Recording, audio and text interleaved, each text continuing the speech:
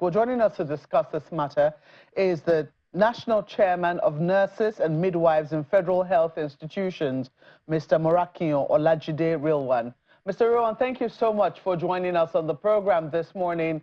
It's day 2 now of this strike. We understand that the conversation has started with federal authorities. The question will be, why is it just starting? Have you made attempts before now, before you eventually called for the strike? Yeah, thank you very much. Good morning. Good morning. Good morning. We can hear you. Please go ahead. Okay. So good morning. I'm Nurse Morakiyo Olajide Rilwan. I'm the National Chairman of Federal Health Institution Nurses and Midwives in Nigeria. Just to respond to your questions, if you remember last year, nurses in Nigeria issued one ultimatum, 15 days ultimatum to federal government, Nursing and Midwifery Council of Nigeria, and with all these demands. Where then we suspended the strike when the verification portal was opened, and a promise to pay were promised on the table that were promised. Up till this year, nothing was forthcoming. So we have to wait, and there have been several correspondences to Federal Ministry of Health, to federal government, without any response. So what actually causes now is the circular that was released in June that reviewed the health professional salary, which we felt it didn't capture the interests of Nigerian nurses, and we have to call for withdrawal of that circular and go back to our demands, because the association was not consulted before that circular and the increment was drafted. So we gave them 15 days ultimatum from Monday, 14th of July, which elapsed yesterday, 29th of July, before we are embarking on this 7-day warning strike. So we've given government enough time to respond to our demand, but government actually didn't come forward to do that. So nothing happened within the time that you gave the ultimatum. Is that what you're saying? Yes, nothing happened. Well, you know, sometimes when you get some responses, it's dumbfounding. You have to find the words to. So precisely what exactly are nurses asking for? What will help you call off this 7-day warning, this 7-day strike? Because clearly patients are suffering. A lot of people see that, yes, doctors are usually go on strike, and thankfully for some time now we haven't. It's very rare that we see nurses who are supposed to be like the bulwark of the medical profession. They are the ones who stand in the gap many times when it is the doctors are on strike. But in this instance, it's a real struggle to see how doctors are coping, and it does look like, you know, your help will be significantly needed. So precisely what would it take for nurses to call off the strike and go back to work? You know, just like you said, it's not actually in the nurses' attitude to embark on strike. And you have been patient enough because we are compassionate. Nurses are empathetically to their patients. We love our patients. We don't have anything to happen to them. But we waited for long for all these demands to come into reality. So this strike is happened to be the last option we have to let government answer us. So based on this insensitivity on the part of government, I think some part of these demands have to be met before we can suspend this strike. We have to see serious commitment from the part of government before we can suspend this. Warning strike. Can you be specific about some of the demands that you're making? Yes.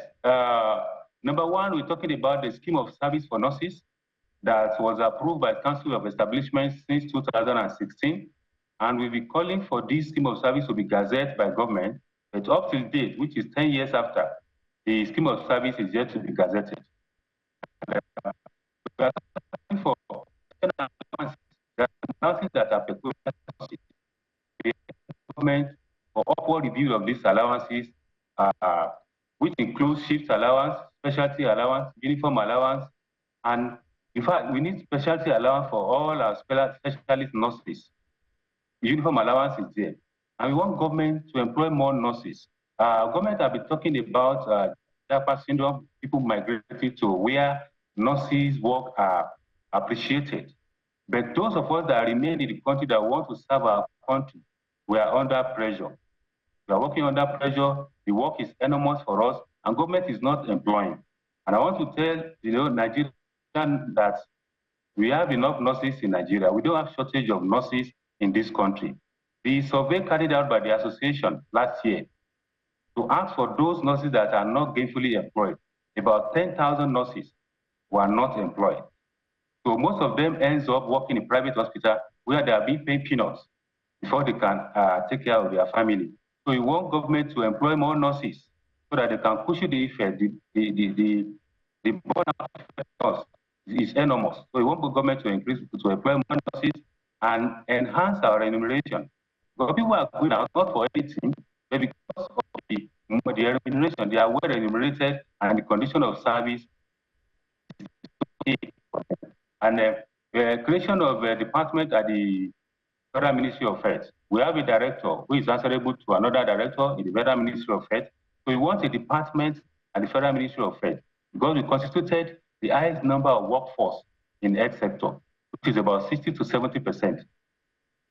The issue of board of federal health institutions, we want government to constitute board of federal institutions and include nurses as part of the board. Nurses must be part of policy making. You can imagine the highest number of workforce not partaking in the policy that have to do that concern the healthcare. I think it's pathetic. We want nurses to be part of decision making in healthcare system in Nigeria. Another thing is the issue of our internship. Government, because of this migration of nurses to overseas, a lot of colleges of nursing, department of nursing at the university were opened, and we are graduating a lot of nurses every year. And all these nurses, they have to go for internship before their training were completed, before they go for NYSC and become a licensed nurses. Most of them are still staying at home for 1 to 2, 3 years without having space to do their internship. And without internship, they cannot be qualified and access to practice.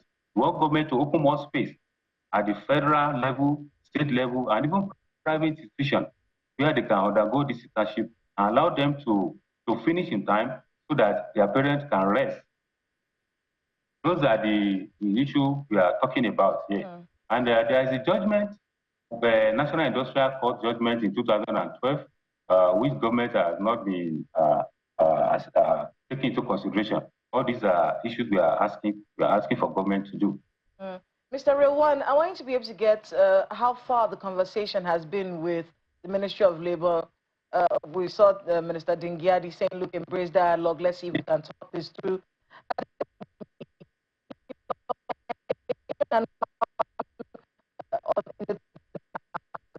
Happened. Yeah, the leadership, the Ministry of Labor invited the leadership on Tuesday, which was the last day of that ultimatum. But the meeting ended in deadlock because those that are supposed to be on ground during the meeting were not there. Especially the mother ministry, Federal Ministry of Health, the minister was not there.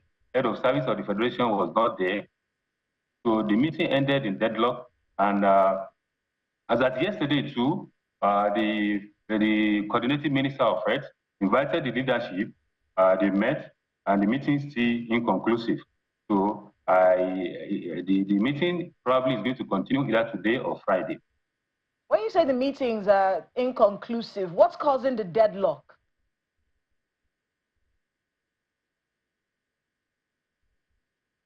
That means there's no tentative agreement met. There's no any tentative agreement met, and we have to reach an agreement before we can say the meeting is conclusive. In fact, there have to be MOUs signed by all the stakeholders before you can say meeting is conclusive. But you see, that's the thing. I want to be able to understand what's going on at those meetings. Is it that you bring forth these things that you're asking for, and then they say we can't meet these demands? Is that what's going on? Or are they saying shelve the strike, let's see what we can do one after the other? What happens that leads to the deadlock?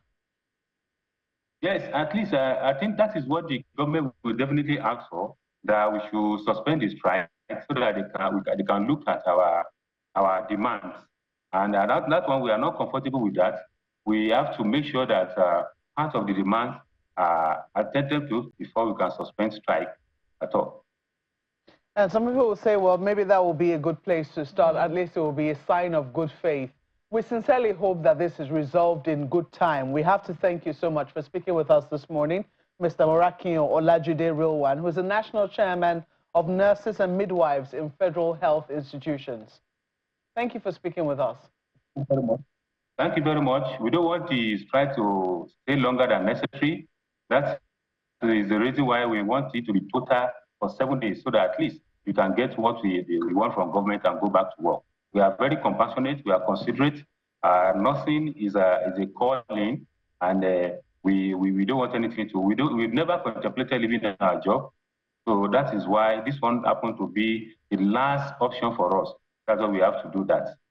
All right, we are appealing to the well-meaning Nigerian government to answer us so that we can go back to work. Thank you very much once more for speaking with us, Mr. Olajude Rilwan.